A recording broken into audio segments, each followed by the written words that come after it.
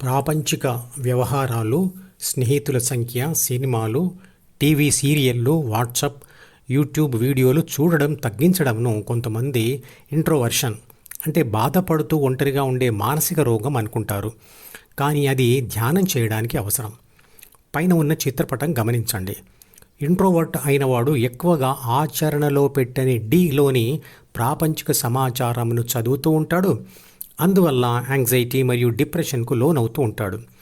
కానీ డి అంటే జ్ఞాపకాల పుస్తకంలోని కోరికలకు అనుగుణంగా జ్ఞానేంద్రియాలతో బాహ్య ప్రపంచంలో పనులు ఏమి చేయడు.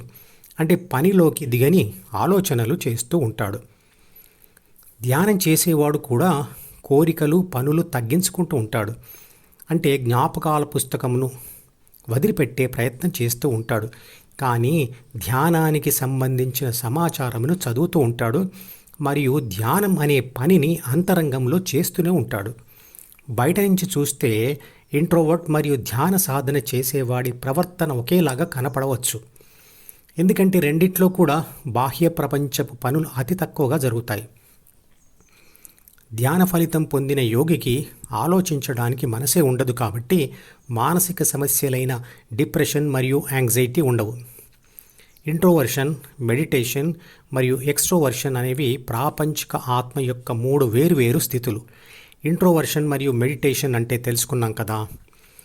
ఎక్స్ట్రోవర్షన్ అంటే 10 మందితో ఉంటూ, తిరుగుతూ, మాట్లాడుతూ, ఏదో ఒక పని చేస్తూ వాటి నుండే ఆనందం పొందే వ్యక్తిత్వం.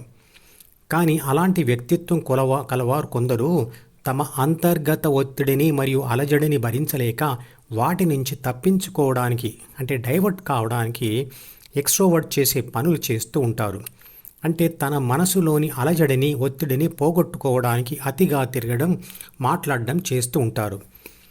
ఇది కూడా చిత్రపటంలో చూపించిన ఏబీసీ యొక్క తాత్కాలిక ధ్యాస మళ్లింపు పద్ధతే, అంటే డైవర్షన్ పద్ధతే. అలాంటి వారు మాట్లాడడానికి ఎవరూ లేనప్పుడు తమ మనసులోని ఒత్తిడి కలిగించే విషయాలతో ఆదుర్దాకు మరియు డిప్రెషన్కు లోను కావచ్చు. ధ్యాన చిట్ట చివరి ఫలితంగా సమస్తం యొక్క న్యాసం చేసిన వాడు సన్యాసి. అంటే చిత్రపటంలో చూపించిన ఏబీసీ మొదట డిఈఎఫ్ని వదిలి జీహెచ్ దారిలో వెళ్ళి హెచ్లో స్థిరపడుతూ ఉంటే సి మరియు బిలు కూడా ఏను వదిలిపోతాయి.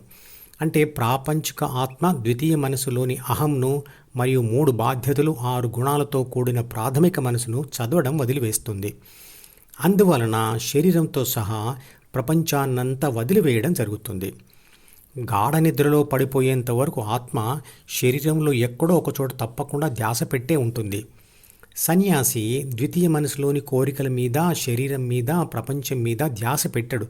కానీ తన ధ్యాసను హృదయంలో స్థిరపరిచి ఆత్మానుభూతిని పొందుతూ ఉంటాడు.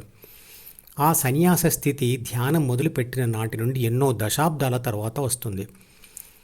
వైరాగ్యం అంటే ఏబీసీ అంటే ప్రాపంచిక ఆత్మ ప్రపంచ సమాచారం మరియు కోరికలు గల జ్ఞాపకాల పుస్తకాన్ని తిరస్కరించడం అంటే జ్ఞానేంద్రియాలతో సహా ప్రపంచాన్ని కూడా తిరస్కరించినట్లే. అందువలన శరీరాన్ని పట్టించుకోకపోవడం జరుగుతుంది. అందువల్ల అలాంటి వ్యక్తికి బట్టలు మాసిపోతాయి, తల, జుట్టు, గడ్డం, మీసం పెరుగుతాయి. కానీ కాషాయ వస్త్రం కట్టి గడ్డం పెంచినంత మాత్రాన ఎవరికైనా వైరాగ్యం ఉన్నట్లు కాదు. ఆత్మానుభవం పొందిన వ్యక్తి అంతటా ఆత్మని చూస్తాడు. ప్రతి పనిలో ఆధ్యాత్మికతే కనబడుతుంది. ఏవో కొన్ని ధ్యాన సంబంధమైన పనులు చేస్తూ కనపడతాడు, కానీ ఆ పనులు అతను కోరికతో చేసేవి కాదు. ప్రతి మనిషిలోని ప్రాపంచిక ఆత్మ అంటే ఏబీసీ మెలకువలో ఉన్నప్పుడు ధ్యాస పెట్టి ఉండగలిగే స్థానాలు 3 మాత్రమే. 1 డి అంటే జ్ఞాపకాల పుస్తకంలోని విషయాలను కేవలం చదువుతూ ఉండడం. 2 జ్ఞాపకాల పుస్తకంలోని అంటే డిలోని కోరికలను చదివి వాటిని ఈ ద్వారా ఎఫ్లో అమలు చేయడం. మరియు 3 డిలోనే ఉన్న జి అంటే ధ్యాన కోరిక ద్వారా హెచ్ అంటే హృదయంలో ధ్యాసను స్థిరపరచడం. ధ్యానం చేయని వ్యక్తి మెలకువలో నిరంతరంగా డి లేదా డిఈ ద్వారా ప్రపంచానికి అతుక్కొని ఉంటాడు. చాలా అరుదుగా హృదయంలోకి వచ్చి కొన్ని క్షణాలు మాత్రమే అక్కడ ఉండగలుగుతాడు. శారీరక లేదా మానసిక బాధ తొలగి గుండె నిండా ఊపిరి పీల్చి విడిచే దీర్ఘ శ్వాసలో ఉన్నప్పుడు లేదా సంపూర్ణమైన ధ్యాసతో ఇష్టమైన అనుభవం పొందుతున్నప్పుడు మాత్రమే అతని ధ్యాస హృదయంలో ఉంటుంది.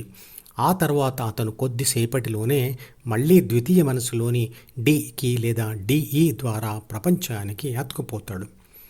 కానీ ధ్యానంలో పడిన వ్యక్తి నిరంతరంగా హృదయంలో ఉంటాడు.